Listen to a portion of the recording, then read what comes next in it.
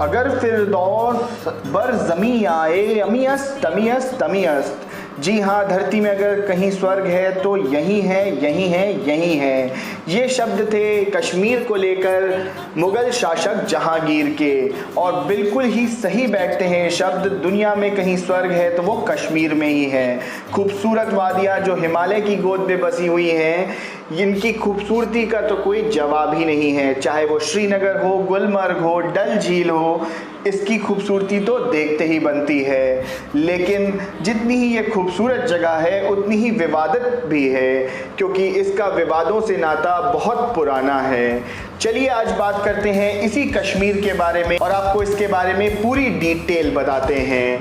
कश्मीर, इसका नाम कश्मीर ही क्यों पड़ा? क्योंकि ये ऋषि कश्यप की तपोभूमि है, इसीलिए इसका नाम कश्मीर पड़ा। यहाँ पर बौद्ध भिक्षुओं ने भी बहुत ज़्यादा धर्म का प्रचार प्रसार किया है। कश्मीर में हिंदू शासकों का दौर काफ़ी लंबे समय तक चला, लेकिन जब दिल्ली सल्तनत यानी कि मुस्लिम रूल इंडिया में आया तो कश्मीर में भी मुस्लिम रूल आ गया। लेकिन एक बार फिर पूरा वक्त बदला जब महाराजा रणजीत सिंह पूरी की पूरी पिक्चर में आए। राजा रणजीत सिंह आप जानते हैं, एक सिख सरदार जिन्होंने पूरे के पूरे नॉर्थ इंडिया को जीत लिया था। इनकी भी कहानी बहुत ही ज़्यादा इंटरेस्टिंग है, कभी बताएंगे आपको। इन्होंने कश्मीर को भी जीता और इनके अंडर थे गुलाब सिंह। गुलाब सिंह को इन्होंने राजा बना दिया कश्मीर का, जिस पे अब गुलाब सिंह का राज्य था। लेकिन फिर से वक्त बदला और 1839 में महाराजा रणजीत सिंह की डेथ हो गई, उनकी मृत्यु हो गई, और जो अंग्रेज थे यानी कि बरतानिया हुकूमत थी वो इसी की फिराक में बैठी हुई थी। उन्होंने एंग्लो सिख वॉर का ऐलान कर दिया और पूरी तरह से सिख एम्पायर को निस्तो नाबूद कर दिया। इसके तहत गुलाब सिंह कश्मीर भी हार गए, लेकिन ट्रीटी ऑफ लाहौर साइन हुई जहां पर 75 लाख रुपए दिए गुलाब सिंह ने कश्मीर की स्वायत्तता वापस जीतने के लिए। जी हाँ, अब बरतानिया हुकूमत में कश्मीर एक प्रिंसली स्टेट की तरह था, जहां पर महाराजा गुलाब सिंह का रूल चलने वाला था। 1846 से लेकर 1947 तक यहाँ पर डोगरा वंश का शासन था, यानी कि गुलाब सिंह और उनके सक्सेसर्स का राज था। अब बात करते हैं भारत के स्वतंत्रता संग्राम के बारे में। 1920 के बाद से भारतीय स्वतंत्रता संग्राम बहुत तेजी से आगे बढ़ रहा था और कश्मीर में भी आज़ादी की मांग उठने लगी। शेख अब्दुल्ला का पहली बार जिक्र आया जब उन्होंने पूरी तरह से कश्मीर को आज़ाद करने की बात की और डोगरा वंश को यहाँ से शासन खत्म करने की बात की। 1930 में शेख अब्दुल्ला ने एक पार्टी बनाई जिसका नाम उन्होंने रखा मुस्लिम कॉन्फ्रेंस, क्योंकि 75% आबादी जो थी कश्मीर की ये मुस्लिम्स की थी।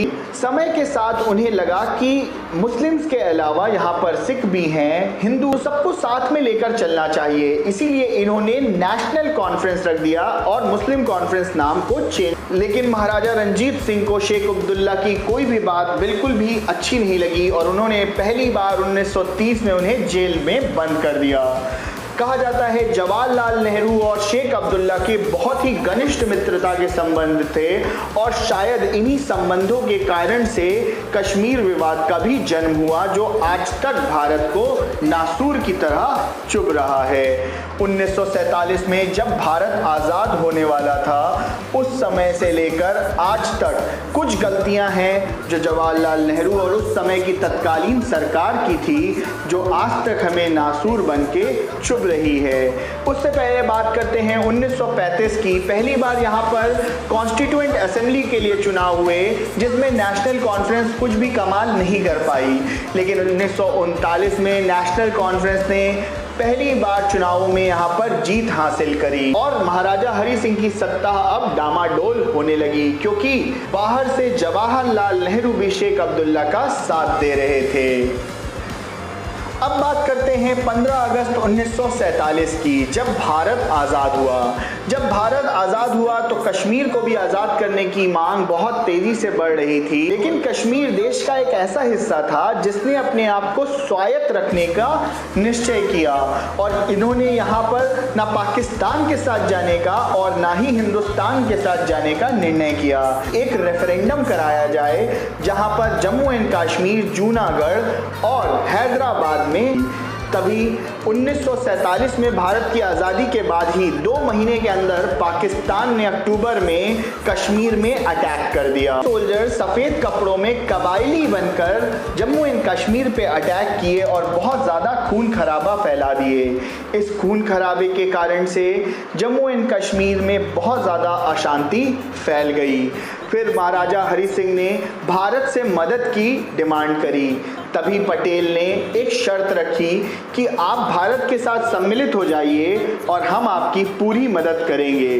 तभी 26 अक्टूबर 1947 को इंस्ट्रूमेंट ऑफ एक्सेशन साइन हुआ। सरदार वल्लभ भाई पटेल ही थे जिन्हें आयरन मैन ऑफ इंडिया भी कहा जाता है, जिन्होंने 566 छोटी छोटी स्टेट्स और रियासतें उन्हें जोड़कर एक भारत बनाया।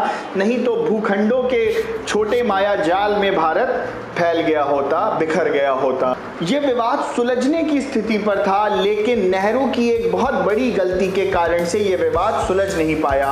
नेहरू चले गए यूएन और यूएन में ये मसला और ज़्यादा बिगड़ गया। यूएन ने इस पर यूएन रेजोल्यूशन 47 पास किया, जहां पर इन्होंने कहा कि अब भारत इस पे एक रायशुमारी कराए, रेफरेंडम कराए कि कश्मीरी कहाँ जाना चाहते हैं। साथ ही साथ पाकिस्तान और भारत की सेनाएं दोनों कश्मीर से पीछे हटें और सारी पार्टीज, लीडर्स साथ में मिलकर बैठें और बात करें रायशुमारी की।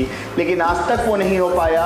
1 जनवरी 1949 में सीज फायर का ऐलान कराया गया यूएन के द्वारा, जहां पर जो सेनाएं जहां पर थी उन्हें वहीं पर रहने का आदेश दिया गया। यहां पर पाकिस्तान ऑक्यूपाइड कश्मीर, जिसे हम पीओके कहते हैं, उसे पाकिस्तान ने आज़ाद कश्मीर का नाम दे दिया। लेकिन यकीन मानिए वो कहीं से आज़ाद नहीं है। उसकी कैपिटल है मुजफ्फराबाद और बहुत ही बुरी स्थिति में है वो। हमारे कश्मीर के हिस्से में यहाँ पर कॉन्स्टिट्यूएंट असेंबली बैठी जो कश्मीर के संविधान को बनाने के लिए तैयार थी। यहाँ पर 3 इम्पॉर्टेंट मैटर्स, जिसमें एक्सटर्नल अफेयर्स, कम्युनिकेशन और डिफेंस, ये 3 मैटर भारत सरकार को दे दिए गए और बाकी सारे के सारे मैटर जो थे वो जम्मू एंड कश्मीर के पास रिजर्व रख दिए गए। और इसी को आर्टिकल 370 कहते हैं, जहाँ पर जम्मू एंड कश्मीर अपने आप को एक स्वायत्त देश की तरह भारत में रहते हुए भी मान रहा था। कई दिनों तक तो इनका खुद का झंडा होता था और खुद ये भारत के झंडे को भी नहीं मानते थे। लेकिन श्यामा प्रसाद मुखर्जी ने काफ़ी लड़ाइयों के बाद यहाँ पर एक पंथ, एक प्रधान, एक संविधान के नाम पर लाल चौक में तिरंगा फहराया। उनके हुए चुनाव में नेशनल कॉन्फ्रेंस ने सारी सीट जीत ली, लेकिन शेख अब्दुल्ला को इसी साल गिरफ्तार कर लिया गया था, क्योंकि माना जा रहा था ये कश्मीर को आज़ाद कराने के लिए पाकिस्तान के साथ हाथ मिलाने के लिए तैयार थे और इनकी गतिविधियां बहुत ही ज़्यादा संदिग्ध थी हमारे भारत देश के लिए। फिर 1959 के चुनाव हुए, जहां पर फिर से शेख अब्दुल्ला और उनकी पार्टी की जीत हुई। 1964 में शेख अब्दुल्ला को जेल से रिहा किया गया। माना जाता है कि 1964 में ही इस विवाद का पूरी तरह से समझौता हो जाता, जहां पर पंडित जवाहरलाल नेहरू, शेख अब्दुल्ला और आयुब खान आपस में बैठकर एक रायशुमारी करके समझौता निकालने के लिए तैयार हो गए थे। लेकिन कश्मीर की भी बदकिस्मती है और भारत की भी कि मई 1964 में जवाहरलाल नेहरू का निधन हो गया। अब इस बात में कितनी सच्चाई है कि उस विवाद को सुलझा लिया जाता, ये तो कोई नहीं जानता, लेकिन ये विवाद और ज़्यादा बढ़ गया।